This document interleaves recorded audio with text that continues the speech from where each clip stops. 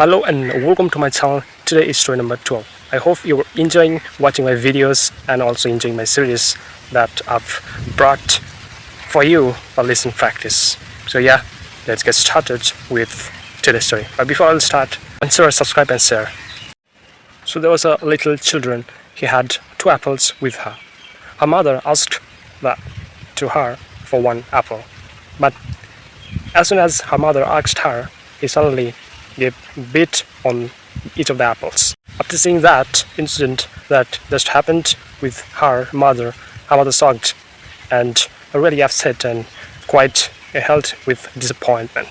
But on the other hand, after giving bit on each of the apples, he gave it to her mother, the sweeter one, and also told her mother that is sweeter one, you can have this. So moral of the story is never judge so quickly. I hope you definitely like this video. If you do, make sure to share and subscribe. Till then, thank you.